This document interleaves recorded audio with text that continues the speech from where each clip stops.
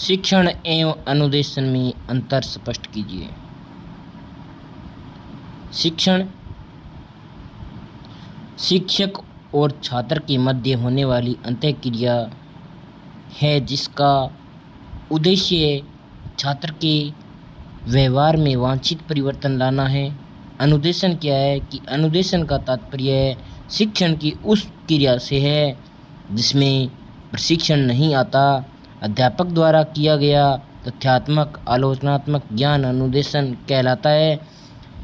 इसमें शिक्षक का वक्तव्य, प्रश्नोत्तर, चर्चा, प्रयोग आदि को सम्मिलित किया जाता है।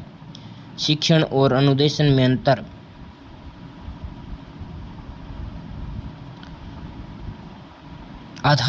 अंतर का आधार अर्थ का लेते हैं तो शिक्षक एवं छात्र के मध्य होने वाली अंतःक्रिया शिक्षण कहलाती है। अनुदेशन में क्या है कि अनुदेशन अध्यापक द्वारा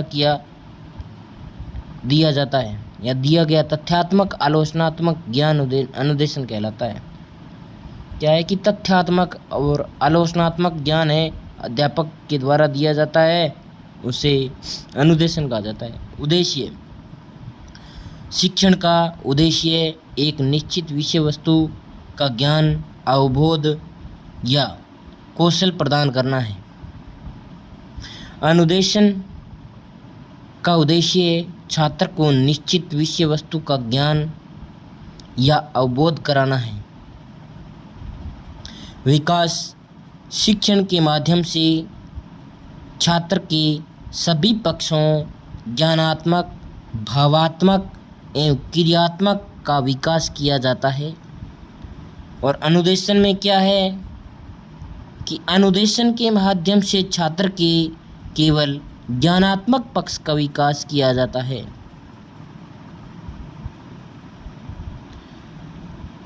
अंतःक्रिया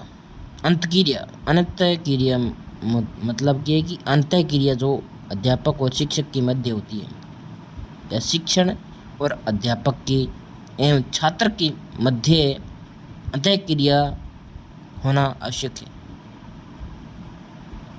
किन किन के मध्य होती है? शिक्षण में अध्यापक एवं छात्र के मध्य अंतःक्रिया होती है। अनुदेशन में क्या है कि अनुदेशन में शिक्षक का छात्र के मध्य अंतःक्रिया होना आवश्यक नहीं है।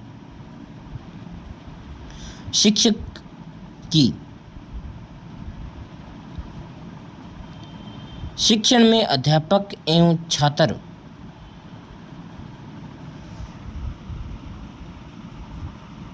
के मध्य अंतःक्रिया होती है, अतः इसमें शिक्षक को छात्रों के समक्ष रहना आवश्यक है। शिक्षक को छात्रों के समक्ष रहना आवश्यक है। और अनुदेशन में क्या है कि अनुदेशन शिक्षण मशीन, टेलीविज़न, रेडियो आदि के माध्यम से भी छात्र को दिया जा सकता है, अतः इसमें शिक्षक की उपस्थिति अनिवार्य नहीं है।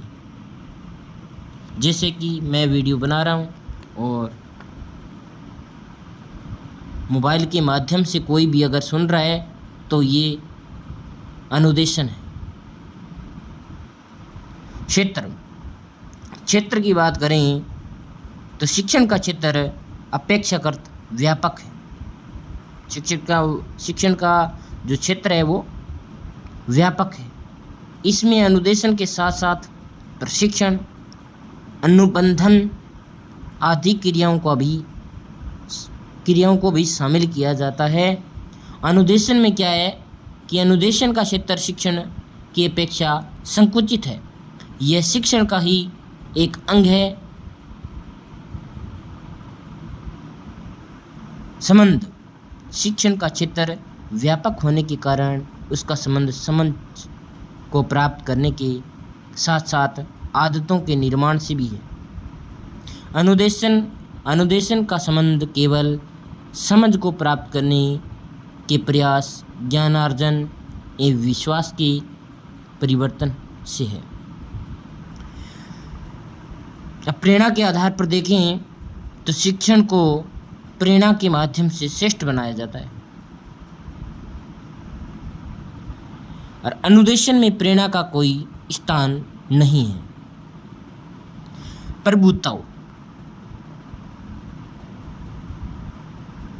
शिक्षण में शिक्षक और छात्र का सहयोग बराबर रहता है। यानी स्वामित्व मतलब कौन स्वामी है, इसमें देखते हैं कि शिक्षण में शिक्षक और छात्र का जो सहयोग है वो बराबर रहता है। शिक्षक तभी बताएगा जब बच्चा उससे कुछ पूछेगा। अनुदेशन में शिक्षक का प्रभुत्व अधिक रहता है।